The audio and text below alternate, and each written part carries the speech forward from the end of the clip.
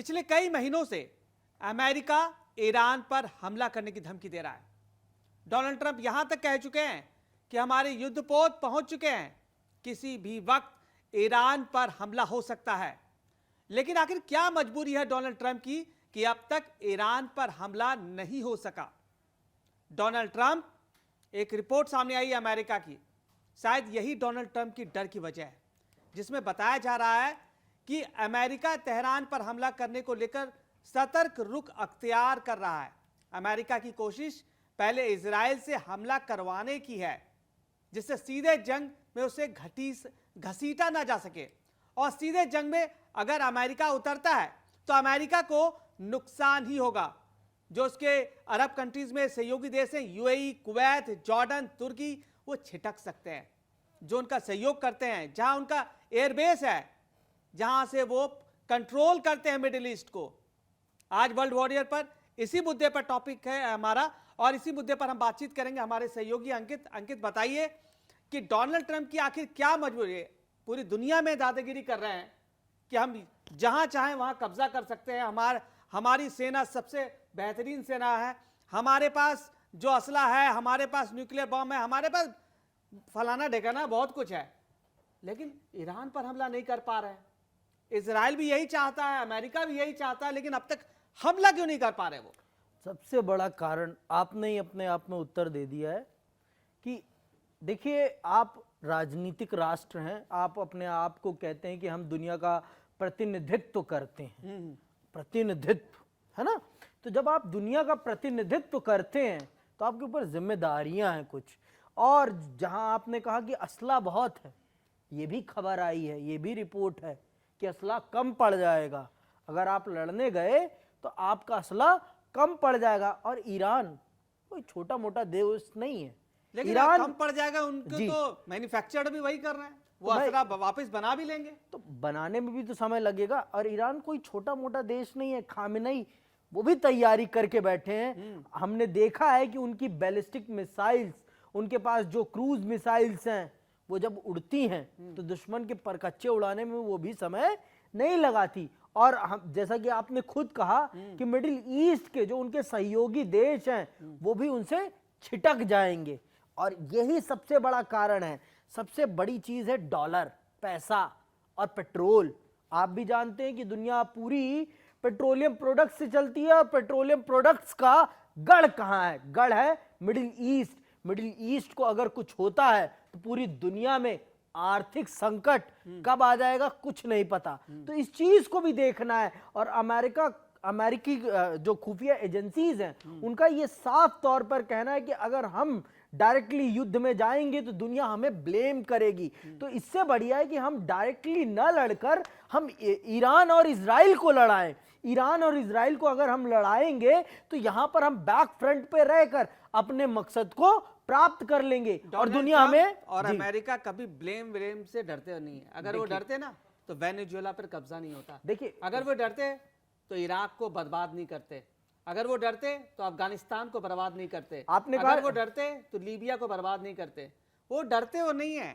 बात ये है कि उनके डॉलर को नुकसान हो जाएगा। आपने कहा कि ये है कि इजराइल को नुकसान हो जाएगा। बात ये है कि उनके जो सहयोगी अरब कंट्रीज हैं, वहां अफरा तफरी हो जाएगी, वहां पे हमले होने शुरू हो जाएंगे, वहां पे स्थिति बिगड़ जाएगी। अमेरिका की तो कुछ नहीं बिगड़ेगा, लेकिन वो जो देश हैं मिडिल ईस्ट के, वहां पे युद्ध का माहौल, गाजा जैसा हालात पूरे मिडिल ईस्ट में बना देगा वो ईरान। यही डर सता रहा है। यही सीआई की रिपोर्ट है कि हमला करना है, लेकिन डायरेक्ट अमेरिका ना करे, इजराइल के जरिए करवाए।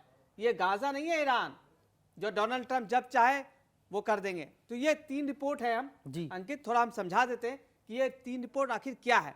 ईरान को लेकर 3 रिपोर्ट में आखिर क्या है, ये हम आपको बताने जा रहे हैं। इसमें जेएल पार्टनर्स ने हाल के फिलहाल में एक सर्वे किया था। इस सर्वे में शामिल 54% लोग जो हैं ईरान पर, मतलब अमेरिका के 54% लोग ईरान पर हमला करना चाहते हैं। लेकिन 39% लोग ऐसे हैं जो नहीं चाहते कि वो इसमें युद्ध हो, वो बिल्कुल युद्ध के खिलाफ हैं। फिलहाल जो स्थिति बन रही है उसमें इस बात की गुंजाइश कम है कि अगर अमेरिका ईरान से जंग सीधे तौर पर कूदता है तो उसके बेस पर ईरान हमला करेगा। ऐसी स्थिति में अमेरिका को काफी ज्यादा नुकसान हो सकता है। पॉलिटिको के मुताबिक अमेरिका चाहता है कि ईरान से जंग इजराइल लड़े। व्हाइट हाउस सिर्फ सहयोग की भूमिका में रहना चाहता है, यही करता है वो। और जो दूसरी रिपोर्ट है, जो दूसरी बात सामने आई है, वो एक चीनी टुडे के मुताबिक है कि जो बीजिंग ने ईरान से तनाव के बीच बीजिंग ने सीधे तौर पर अमेरिका को धमकी दी है। चीन ने साफ तौर पर कह दिया कि अगर आप ईरान पर हमला करते हैं तो हम रेयर मटेरियल का जो एक्सपोर्ट है वो रोक देंगे। चीन ऐसा करता है तो अमेरिका का जो सैन्य उद्योग है वो ठप पड़ जाएगा। जो सैन्य उद्योग है उनका पूरी तरह से ठप पड़ जाएगा। तो वो आप उसको वो भी देखना है। और जो तीसरी बात सामने आई है वो ये है कि वॉशिंगटन पोस्ट ने एक रिपोर्ट में कहा है, इसमें कहा गया है कि सैन्य हमले से ईरान में सरकार नहीं बदलने वाली। कि डोनाल्ड ट्रंप तो यही चाहते हैं कि ईरान में खामनेई सरकार बदल जाए, क्योंकि ईरान के लोग भी नहीं चाहते कि खामनेई की सरकार बदले। वो कट्टरपंथ हैं, उनके बेटे कट्टरपंथी हैं, बावजूद इसके ईरान के लोग नहीं चाहते। तो कैसे अमेरिका डायरेक्टली हमला करके वहां की सत्ता बदल देगा? वेनेजुएला तो उनका पड़ोस में कंट्री था, तो वो बदल लिया। लेकिन ये जो तीनों रिपोर्ट ये साफ साफ बता रही है कि ईरान पर हमला करना मुश्किल है। ईरान पर हमला करा तो आसपास के क्षेत्र गाजा बन जाएंगे। इजराइल का भी बचना मुश्किल है, क्योंकि ये हमला डायरेक्ट इजराइल पर भी होगा। बताइए अंकित। देखिए, सबसे बड़ी बात यहां पर आपने खुद कुछ अहम पहलू जोड़ दिए हैं। मैंने जब कहा कि जब आप बनते हैं अंतरराष्ट्रीय स्तर पर, तो आपको पूरी दुनिया के पावर बैलेंस को चेक एंड बैलेंस करके चलना होता है। तो यहाँ चीन ने क्या कहा कि अगर आपने हमला किया तो रेयर अर्थ मटेरियल जिस पर पूरी सिलिकॉन वैली चलती है वो आपको चिप्स मिलना बंद हो जाएंगी, आपकी आर्थिक रीढ़ तोड़ दी जाएगी। और सबसे बड़ी चीज, जब आपकी आर्थिक रीढ़ टूटेगी आप अपने आप में ही टूट जाएंगे।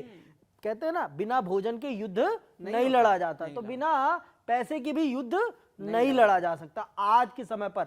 और आज के समय पर टेक्नोलॉजी सबसे बड़ी चीज है। अगर आपके पास रेयर अर्थ मटेरियल जिसके दम पर पूरी टेक्नोलॉजी चलती है, अगर वो ही नहीं रहेगा तो आप युद्ध कैसे लड़ पाएंगे? आप मुझे बताइए। ये सबसे बड़ी चीज है। और जो मिडिल ईस्ट की बात है, ईरान, आपने वहां पर जनसंघर्ष कराया, अमेरिका के ही कहने पर वहां पे जनसंघर्ष हुआ। हमने देखा प्रदर्शन बड़े पैमाने पर हुए, लेकिन उन प्रदर्शनों को क्या ईरान की सेना ने दबा दिया पूरी तरीके से और उसे वॉइस आउट कर दिया। तो ये बताता है कि ईरान कोई छोटा मोटा देश नहीं है जिसे आप अपने अनुसार, अपनी नीतियों के अनुसार दबा देंगे। और ये कोई वेनेजुएला भी नहीं है। ये चीज हमें समझनी पड़ेगी। वेनेजुएला पड़ोस में था, जाकर आप उसके राष्ट्रपति को रातों रात उठा लाए, आपने उसके इर्द गिर्द जो भी थे सबको खरीद लिया। यहाँ पर ऐसा नहीं है। यहाँ पर जो लोग भी खामनेई के इर्द गिर्द हैं वो बहुत ही लॉयल हैं खामनेई के लिए। ये चीज हमें समझनी पड़ेगी। और खामनेई ने इतने सालों में इस देश को पूरी तरीके से अपने लिए फोर्टिफाइड कर लिया है कि आप उन्हें वहां से निकालने के लिए आपको बहुत तगड़ा संघर्ष करना पड़ेगा। और जहां तक मुझे लगता है कि आज के समय पर अगर ईरान के साथ अमेरिका डायरेक्टली युद्ध में गया तो मैं ये नहीं समझता कि ये सद्दाम हुसैन का कालखंड है कि आप लेके गए थे यूएन के सपोर्ट पे 58 देशों को और आपने इराक में हमला करके सद्दाम हुसैन को गायब कर दिया था, उठवा लिया था। आज वो समय कालखंड नहीं है।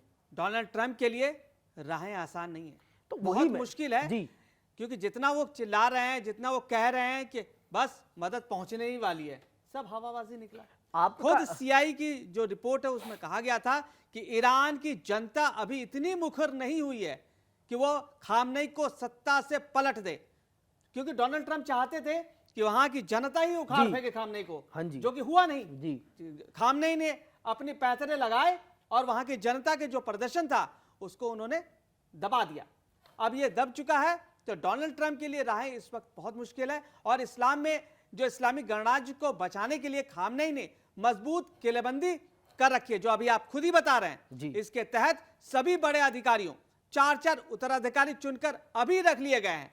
तो वो पूरी तरह से तैयार है कि हम युद्ध के लिए भी तैयार है, हमारी सत्ता भी तैयार है, अगर मुझे कुछ हुआ तो हमारे उत्तराधिकारी भी तैयार है। तो वर्ल्ड वॉरियर में आज उतना ही। कल फिर हम आएंगे किसी नए मुद्दे पर। आज के लिए बस इतना ही। आप देखते रहिए हमारा डिजिटल प्लेटफॉर्म कड़क।